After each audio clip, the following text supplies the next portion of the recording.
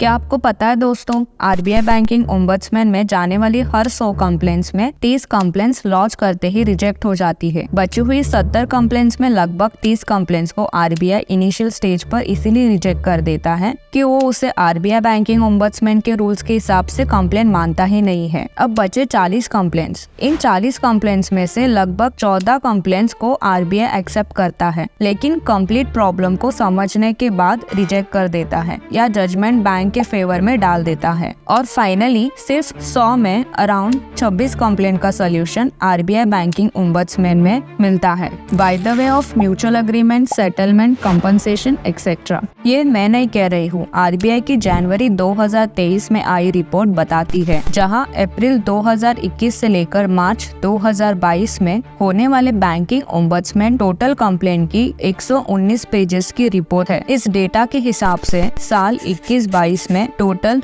4,31,262 complaints को deal किया गया, जिसमें से 1,13,688 इनिशियल स्टेज पर रिजेक्ट कर दी गई। बची 3,17,514 कंप्लेंट्स में से 1,35,326 कंप्लेंट्स को नॉन एक्सेप्टेबल कंप्लेंट्स बोलकर रिजेक्ट कर दिया गया। और फिर बची हुई 1,82,118 कंप्लेंट्स में से 63,396 कंप्लेंट्स एक्सेप्ट की, लेकिन फाइनल सोल्यूशन कस्टमर के बजाय बैंक्स और फाइनेंशियल इंस्टीट्यूट के फेवर में दिया। और फाइनली 1,18,792 कंप्लेंट्स यानी लगभग 28% ऑफ टोटल कंप्लेंट्स को एक्चुअल में आरबीआई बैंकिंग ओम्बड्समैन से कुछ सोल्यूशन मिला।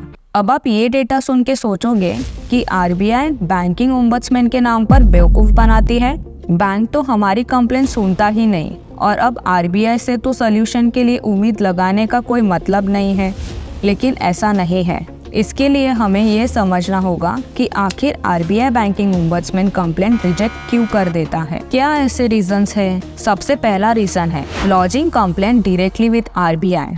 आपकी कोई भी बैंकिंग सर्विस रिलेटेड कंप्लेंट को अगर आप डायरेक्टली आरबीआई के पास लाओगे तो वो 100% रिजेक्ट ही होगी। आरबीआई बैंकिंग ओम्बड्समैन में कंप्लेंट करने से पहले आपको अपने बैंक या फाइनेंशियल इंस्टीट्यूट में रिटर्न कंप्लेंट करनी होती है। उसके बाद ही आप आपकी कंप्लेंट को आरबीआई ओम्बड्समैन में लेकर आ सकते हैं, लेकिन उसके लिए भी कुछ टाइम पीरियड होता है जो मैंने इस वीडियो में एक्सप्लेन किया है।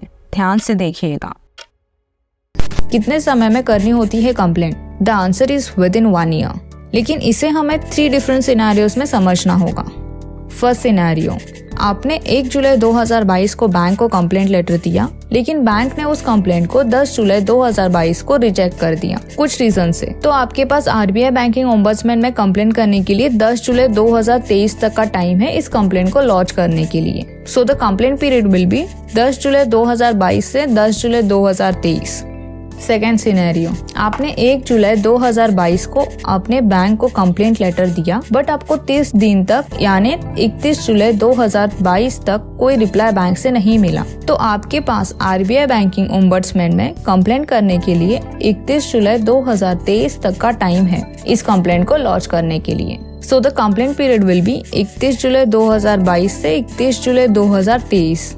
थर्ड सिनेरियो, आपने 1 जुलाई 2022 को बैंक को कंप्लेंट लेटर दिया एंड आपको 5 जुलाई को बैंक से उस कंप्लेंट का रिप्लाई आता है, बट आप उस रिप्लाई से डिससैटिस्फाइड हो, नाखुश हो। तो इस सिनेरियो में आप आरबीआई ओम्बड्समैन में 5 जुलाई 2023 के अंदर कंप्लेंट कर सकते हो। So the complaint period will be 5 जुलाई 2022 से 5 जुलाई 2023 तक। तो इस टाइम पीरियड को हमेशा ध्यान रखे ही कंप्लेंट करें। सेकेंड रीजन है इनसफिशिएंट इन्फॉर्मेशन। जब भी आप आरबीआई बैंकिंग ओम्बड्समैन में ऑनलाइन कंप्लेंट करते हैं तो मेक श्योर करें कि जो भी आप कंप्लेंट कर रहे हैं वो इतनी इजी लैंग्वेज में एक्सप्लेन की गई हो कि कोई भी उसे पढ़ के आपकी कंप्लेंट को समझ सके। और सबसे इम्पोर्टेंट, उस कंप्लेंट से आप क्या एग्जैक्ट सोल्यूशन आरबीआई से चाहते हो उसे मेंशन करना ना भूलें। साथ ही उस कंप्लेंट से related maximum information online complaint करते समय प्रोवाइड करें और डॉक्यूमेंट्री प्रूफ जैसे कि copy of complaint given to bank, screenshot,